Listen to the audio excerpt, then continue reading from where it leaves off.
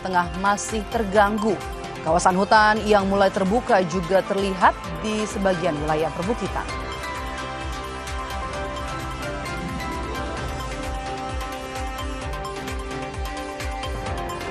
Bandara khusus PT Indonesia Morowali Industrial Park atau IMIP di Morowali, Sulawesi Tengah menjadi polemik.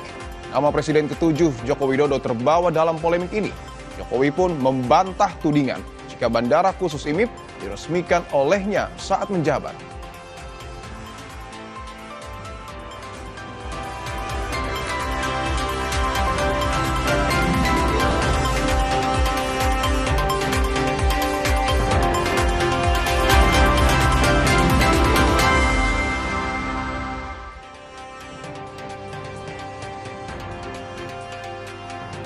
Selamat petang saudara, kita jumpa lagi dalam program Berita Kompas Petang di Kompas TV Independen Terpercaya. Saya Maidop Elfrin. Dan saya Dipo Nurbagia. Kita mulai Kompas Petang selengkapnya di Kompas TV Independen Terpercaya.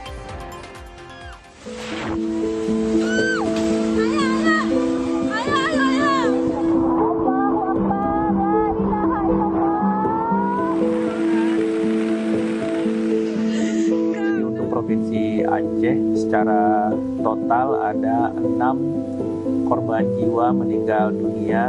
Total kumulatif di Sumatera Utara, di Tapanuli Tengah itu ada 34 meninggal dunia, Tapanuli Selatan ada 13, Pak 1, Tapanuli Utara 5, dan Bangka Sundutan ada 4. Sumatera Barat kemarin sore dilaporkan oleh Wakil Gubernur ada 9 jiwa meninggal dunia.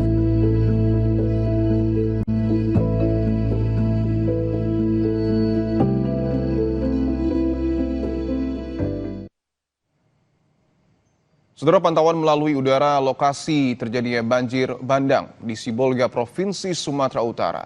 Material kayu yang terbawa arus aliran sungai terlihat di sejumlah lokasi. Sementara sawah warga rusak akibat diterjang material lumpur.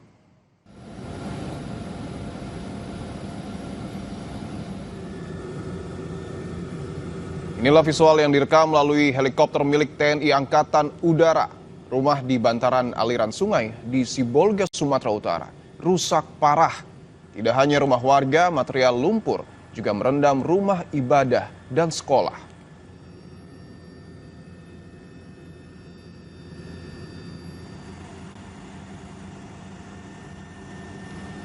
Sementara di hulu sungai, hutan di bukit banyak yang ditebang dan gundul hingga terjadi longsor.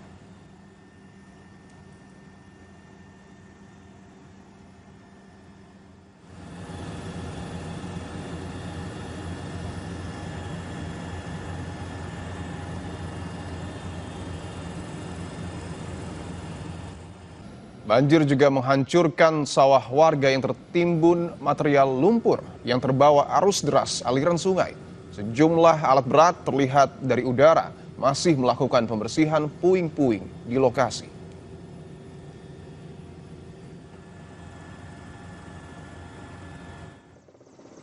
Dari pantauan udara terpampang jelas kerusakan hutan di kawasan Tapanuli Tengah, Sumatera Utara. Bekas aliran banjir dan longsor memperjelas kerusakan lingkungan yang terjadi.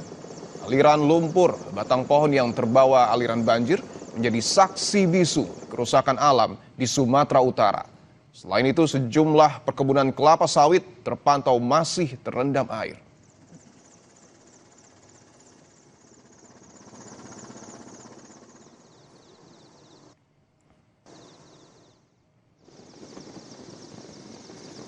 Sementara itu, saudara, sejumlah permukiman di Tapanuli Tengah belum tersentuh bantuan. Sebagian masih terendam lumpur dan banjir. Badan Nasional Penanggulangan Bencana memetakan dan mengirimkan bantuan melalui udara. Lantaran jalur darat masih terputus. Lumpur terbawa air hujan hingga ke permukiman warga, menerjang dari puncak perbukitan hingga ke kawasan tempat tinggal warga. Pantauan udara ini juga dilakukan sebagai pemetaan untuk penyaluran bantuan dari BNPB.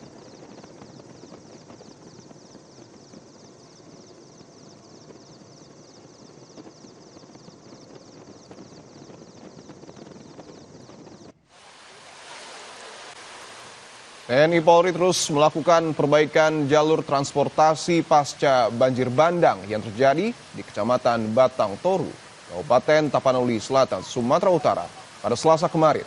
Dengan membangun jembatan darurat, petugas menyeberangkan warga yang sempat terjebak banjir dan tanah longsor ke tempat yang lebih aman dan dilalui kendaraan. Puluhan warga mulai dari lansia, orang dewasa, dan anak-anak yang sempat terjebak akibat musibah banjir dan tanah longsor menyeberang dengan hati-hati yang dipandu oleh petugas mengingat kondisi arus sungai cukup deras.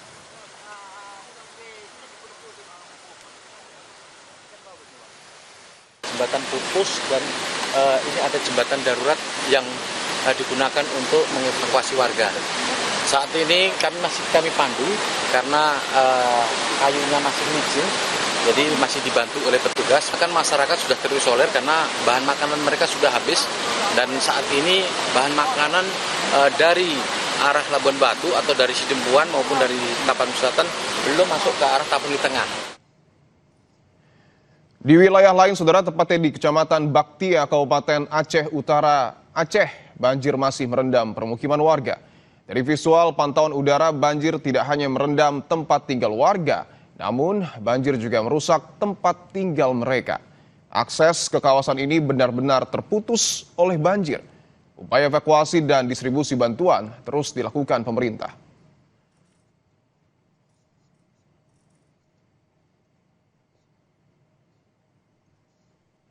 Polres Lok Sumawe menggunakan perahu karet untuk mengevakuasi warga yang terjebak banjir di Kabupaten Aceh Utara. Satu persatu warga Komplek Pupuk Iskandar Muda, Aceh Utara, dibawa dengan perahu karet ke wilayah yang lebih aman. Proses evakuasi sempat terkendala akibat terputusnya saluran telepon dan matinya listrik, sehingga petugas kesulitan memperoleh informasi. Dampak banjir yang melanda Aceh mengakibatkan belasan kabupaten kota terdampak. Puluhan ribu jiwa warga mengungsi, dan dari data BNPB, sebanyak 35 jiwa meninggal dunia dan 25 orang dinyatakan hilang.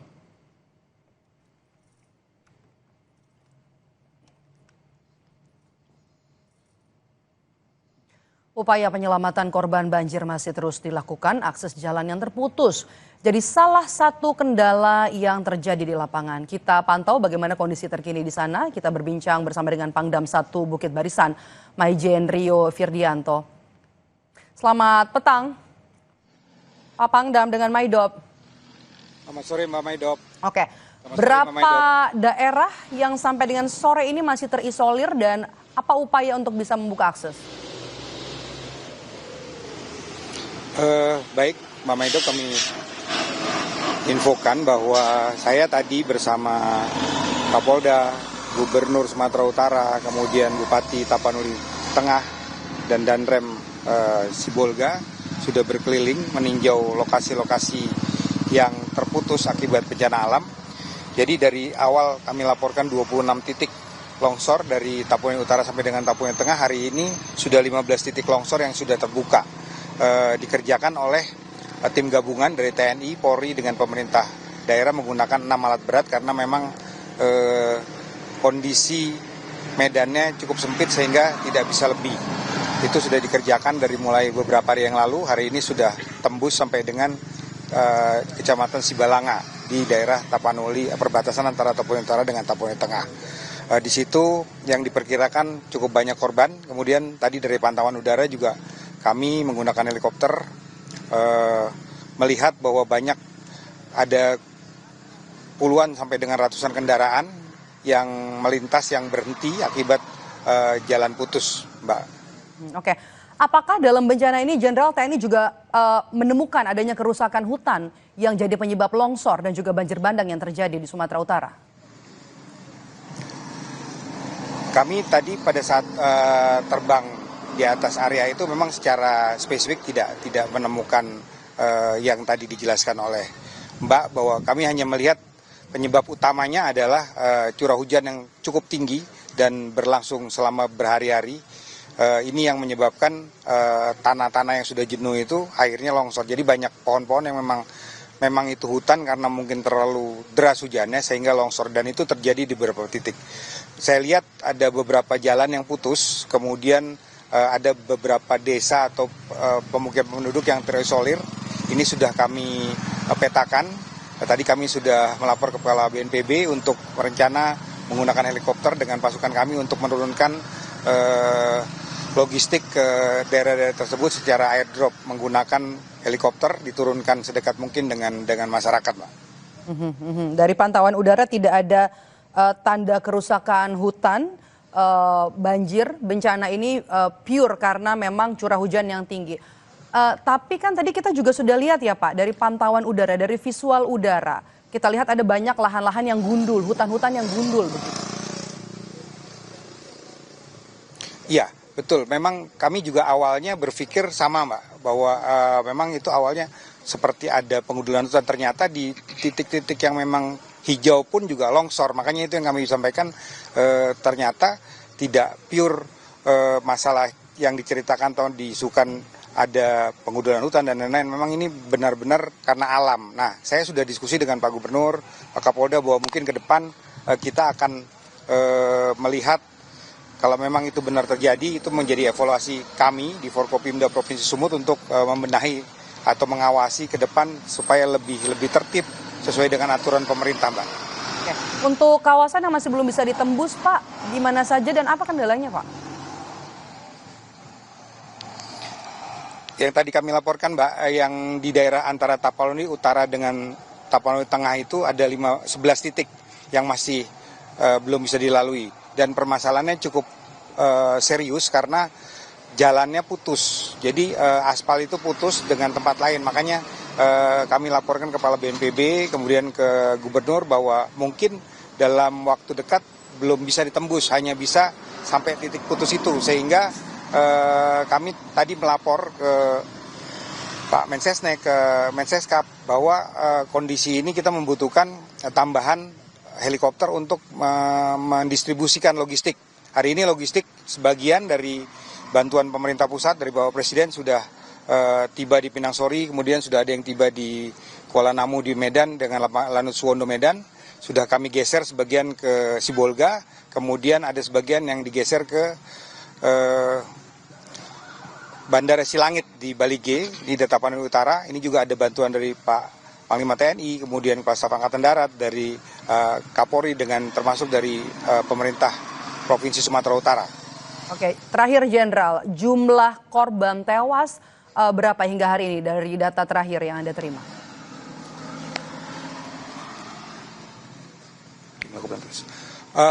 Jumlah korban tewas yang hari ini tercatat adalah 143 korban meninggal dunia, kemudian yang hilang 239 orang, kemudian luka-luka 539, kemudian pengungsi jumlahnya saat ini kurang lebih 11.000 jiwa yang tersebar di Tapanuli Tengah, kemudian Sibolga dan Tapanuli Selatan. Ini hanya untuk wilayah Sumatera Utara saja, Jenderal? Iya, hanya untuk wilayah Sumatera Utara kami, karena kami memang bertanggung jawab untuk membantu penanganan bencana di wilayah Sumatera Utara. Baik, terima kasih sudah bergabung dan juga memberikan informasi kepada kami terkait penanganan bencana di Sumatera Utara. Maijen TNI Rio Firdianto, Pangdam 1 Bukit Barisan. Saudara, Polri mengirimkan bantuan kemanusiaan bagi masyarakat yang terdampak bencana alam di wilayah Aceh, Sumatera Utara, dan Sumatera Barat. Bantuan berupa logistik didistribusikan melalui Mako Polisi Udara Pondok Cabe, Tangerang Selatan, Banten pada Sabtu pagi.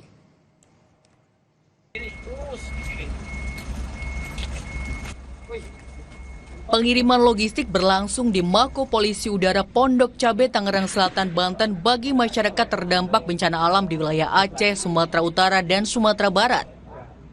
Dalam hal ini umumnya bantuan logistik dari Polri untuk seluruh wilayah Sumatera berupa obat-obatan, pakaian, juga makanan siap saji guna meringankan masyarakat korban bencana alam. Walau banyak kendala dalam pengiriman logistik ini, mulai dari faktor cuaca juga jalan yang terputus akibat banjir bandang, pendistribusian terus dilakukan. Pendistribusian logistik ini dilakukan secara bertahap menggunakan helikopter guna menjangkau tempat yang sulit dijangkau akibat dari bencana alam di wilayah Sumatera. Logistik deploy pasukan akan kita laksanakan secara bertahap. Ada tahap pertama, ada tahap kedua. Tahap yang pertama kali adalah perbantuan dari Polda yang tadi sudah disamakan oleh Karopenmas, Polda-Polda yang tidak terdampak. Karopenmas Divisi Humas Polri memberikan ucapan bela sungkawa kepada seluruh korban yang ada di Sumatera. Mengucapkan turut berbelasungkawa kepada saudara-saudara kita yang mengalami musibah. Mari kita sama-sama mendoakan kepada korban agar diberikan tempat yang layak di sisi Tuhan Yang Maha Kuasa, serta juga kepada keluarga korban juga diberikan kekuatan dan ketabahan. Maka hari Sespudokes Polri menjelaskan selain memberikan bantuan obat-obatan untuk korban bencana alam, tim kesehatan di lapangan juga disiapkan untuk bekerja sama dengan ketiga Polda di Sumatera. Obat-obatan untuk tiap Polda yang terdiri dari 9 koli. Jadi tiap-tiap Polda menerima 9 koli. Pusdokes Polri siap dan telah mempersiapkan tim DVI, tim kesehatan lapangan, dan tim tenaga pendukung lainnya. Polri terus memastikan setiap langkah penyaluran bantuan dilakukan secara terukur dan tepat sasaran. Hal itu dilakukan melalui komunikasi intensif dengan jajaran kewilayahan. Eka Marlupi, Kompas TV, Tangerang. Usai jeda, Saudara, Kompas Petang kembali dengan informasi di Aceh Tengah. Banjir bandang menyebabkan ribuan warga mengungsi. Akses jalan utama terputus total, warga berpindah menggunakan jembatan sementara.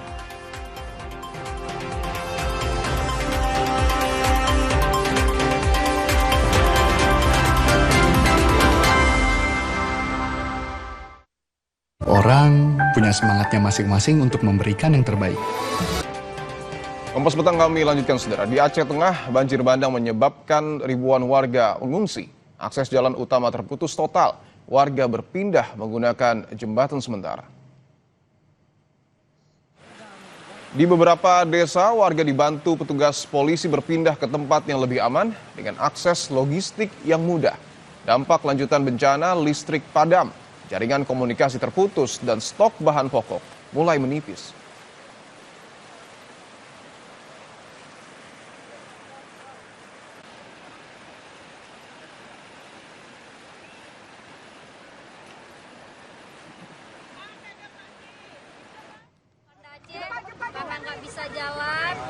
Di tengah banjir yang masih merendam Aceh, penyaluran bantuan untuk korban banjir terus dilakukan Dinas Sosial Aceh.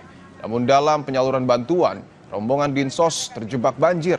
Mobil pengangkut bantuan tak dapat bergerak, sejumlah logistik pun tertahan. Tim Dinas Sosial Aceh akhirnya berhasil keluar dari Aceh Timur melalui jalur Aceh Utara dan tiba di Lok Sumawe setelah melewati perjalanan panjang dengan kondisi yang sangat terbatas.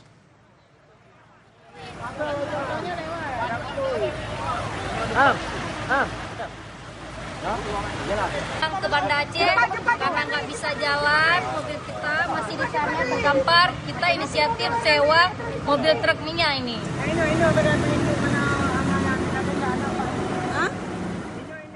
Saudara, kayu gelondongan berukuran besar ikut terbawa banjir di Sumatera Utara. Kayu-kayu itu diduga hasil pembalakan liar. Presiden Prabowo Subianto menyinggung adanya pembabatan hutan yang menyebabkan banjir. Banjir bandang dahsyat yang melanda Sumatera Utara meninggalkan persoalan serius terkait munculnya kayu-kayu gelondongan yang terbawa arus sungai. Banjir bandang membawa muatan gelondongan kayu di Kabupaten Tapanuli Selatan, Tapanuli Tengah, hingga Sibolga. Diduga kayu gelondongan itu berasal dari penebangan liar yang ikut memperparah banjir dan longsor. Presiden Prabowo Subianto menyinggung masalah pembabatan hutan saat membicarakan masalah banjir hingga longsor di sejumlah wilayah. Lingkungan, kata Prabowo, harus dijaga agar tidak ada pembabatan pohon hingga perusakan hutan. Benar-benar mencegah pembabatan pohon-pohon, perusakan hutan-hutan. Benar-benar juga sungai-sungai harus kita jaga agar bersih sehingga dapat menyalurkan air yang bisa tiba-tiba datang. Saudara-saudara, ini nanti usaha bersama kita setiap rumah ikut berperan. Pimpinan Redaksi National Geographic Indonesia Didi Kasih mengatakan banjir bandang di sejumlah wilayah di Sumatera terjadi karena cuaca ekstrim dan kondisi lahan yang rapuh. Menurutnya, daya dukung lingkungan hilang karena tindakan manusia. Didi mendesak adanya restorasi untuk memulihkan tutupan hutan guna mencegah banjir bandang terulang lagi. Lalu kemudian juga memperbaiki tata ruang, sekaligus juga program literasi, perbaikan tentang komunikasi, pemahaman tentang masyarakat di hilir juga harus tahu kondisi hulunya, bukan hanya melihat banjir ketika sudah datang gitu. Jadi penegakan hukum saya pikir itu juga salah satu yang harus diperkuat. Pemerintah sudah mengirimkan bantuan melalui jalur udara. Bantuan itu diangkut oleh 4 pesawat untuk 3 provinsi terdampak bencana di Sumatera, yakni Aceh, Sumatera Utara, dan Sumatera Barat. Tim Liputan Kompas TV.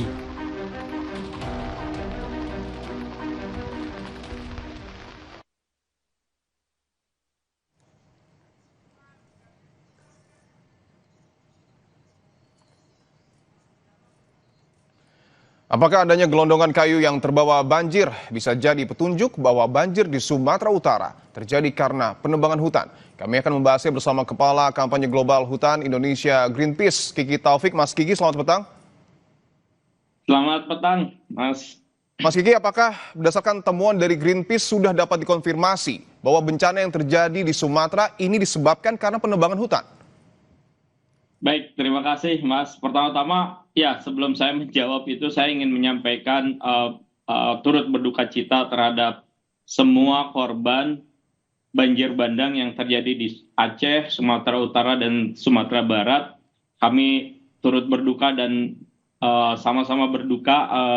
Semoga masyarakat yang mendapatkan musibah ini segera mendapatkan pertolongan seperti itu. Nah, tadi pertanyaannya apakah ini betul-betul mengindikasi bahwa adanya penebangan hutan yang masif? Ya, bahwa bahwa kejadian ini memang awalnya disebabkan adanya cuaca ekstrim dengan siklus tropis Senyar yang terjadi pada tanggal 25 sampai 27 November di Selat Malaka. Jadi ini terjadi secara regional ya di Selat Malaka.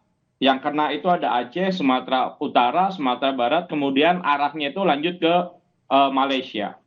Nah, tetapi bukan hanya karena siklon tropis Senyar ini, tapi penyebab utamanya adalah karena daya dukung yang ada di wilayah DAS, daerah aliran sungai di wilayah Aceh, Sumatera Utara, dan Sumatera Barat ini sudah tidak lagi seimbang. Artinya, ada banyak sekali perubahan tutupan hutan di wilayah-wilayah hulu yang menyebabkan terjadinya banjir bandang seperti ini. Dan artinya bahwa pertanyaannya, apakah ini mengindikasikan terjadinya deforestasi? Ya, terjadi deforestasi yang sangat masif di bagian hulu, bagian tengah, di das-das yang ada di wilayah 3 provinsi tersebut. Oke, berdasarkan data Greenpeace, seberapa parah sebenarnya deforestasi yang terjadi di Sumatera, Mas? Oke, Sumatera saat ini, hutan alam tersisa di Sumatera saat ini hanya tinggal kurang lebih 12 juta hektar, 11,6 juta hektar, atau 24% dari total hutan alam yang ada di Indonesia. 24%? Jadi artinya, betul, 75%-nya itu udah berubah fungsi. Kebun sawit itu paling besar, kemudian kebun kayu atau HTI itu yang kedua, dan berikutnya adalah pertambangan. Tentu ada juga pemukiman, tapi itu kecil ya, pemukiman, perkebunan pertanian masyarakat itu kecil, tapi paling besar adalah 3 industri itu. Apakah Greenpeace juga memiliki data, Mas Kiki, siapa sebenarnya yang melakukan penebangan hutan sehingga membuat hutan di Sumatera Utara yang tertutup hanya tinggal 25%? Baik, jadi kalau kita melihat secara general, sebenarnya kita bisa lihat lebih detail lagi bahwa tutupan hutan yang berubah di Sumatera ini memang tidak terjadi dalam waktu singkat. Memang sejak tahun 1990 sampai saat ini terjadi deforestasi yang sangat masif di Sumatera. Nah, pelakunya tentu tadi setelah saya sampaikan adalah pertama industri kelapa sawit, yang kedua industri pulp and paper ya atau kayu, dan yang ketiga itu adalah industri pertambangan. Nah, saat ini ada beberapa industri atau perusahaan yang terindikasi memberikan dampak yang sangat signifikan, terutama di Sumatera Utara. Yang pertama adalah PT Toba Pulp and Lestari. Toba atau TPL ya, Toba Pulp Lestari ini adalah sebuah perusahaan kayu pulp and paper yang wilayahnya cukup luas dan itu ada di Tapanuli bagian hulu. Nah, beberapa waktu yang lalu ada sejumlah masyarakat setempat yang menolak dan meminta pemerintah untuk menutup TPL karena memang menyebabkan pada saat itu mereka sudah merasakan dampak dari Toba Pulp Lestari itu. Oke. Kemudian ada juga tentu pertambangan ilegal yang kita sudah lihat di tambang emas gitu ya. Kemudian ada juga kebun-kebun sawit di sekitar itu. Dan juga ada pembangunan PLTA Batang Toru, itu juga cukup memberikan kontribusi. Oke, saya ingin tanyakan Mas Kiki bahwa tadi Anda menyebutkan deforestasi yang terjadi di Sumatera sudah terjadi sejak tahun 1990. Artinya berjalan 25 tahun. Apakah praktik ini berjalan dengan aturan ataupun legal atau justru ada tindak ilegal di sana? Nah, ini yang jadi permasalahan utama ya. Sebenarnya beberapa tahun terakhir itu kami selalu menyampaikan kepada pemerintah untuk mereview izin konsesi. Kenapa seperti ini? Karena ini kejadian yang berulang. Jadi saat ini kita ini dalam kondisi krisis iklim. Artinya perubahan cuaca, iklim yang berubah itu sangat cepat dan kita tidak prediksi itu. Pada saat terjadinya La Nina seperti ini atau musim basah seperti ini, bisa jadi kejadian banjir bandang itu akan semakin sering dan terjadi di banyak wilayah. Oke, ketika Greenpeace meminta pemerintah mereview kembali izinnya, tanggapan pemerintah seperti apa, Mas Kiki? Ya, saat ini yang menjadi menjadi pertanyaan kepada pemerintah adalah apakah pemerintah punya roadmap yang jelas untuk menyelamatkan lingkungan di Indonesia. Selalu mereka jadi data-data ini memang data-data yang kami sudah pernah masuk ini ke dalam Komisi Informasi Publik ya. Kita pernah bersengketa dengan kementerian terkait pada saat kita meminta data. Karena data ini seharusnya data publik. Tetapi data-data tertentu termasuk misalnya izin konsesi ini dikecualikan. Nah, kalau data saja tidak transparan, bagaimana kita bisa memonitor dan mengawasi? Nah, dalam beberapa waktu yang lalu memang ada moratorium hutan dan lahan gambut. Itu bagus dan itu harus dipertahankan. Tetapi di saat yang bersamaan masih ada gitu pemberian izin di wilayah-wilayah yang sangat berbahaya. Saat ini musim hujan, kita ketemu banjir, nanti di musim kemarau itu kita akan ketemu kebakaran lahan dan gambut. Dan ini selalu berulang gitu. Jadi kita ini adalah bangsa yang besar namun tidak belajar dari apa yang sudah terjadi berulang kali di Indonesia. Baik, kita tunggu langkah konkret pemerintah untuk kemudian mengembalikan hutan di Sumatera yang telah hilang. Terima kasih Kepala Kampanye Global Hutan Indonesia Greenpeace, Mas Kiki Taufik telah bergabung di Kompas Petang.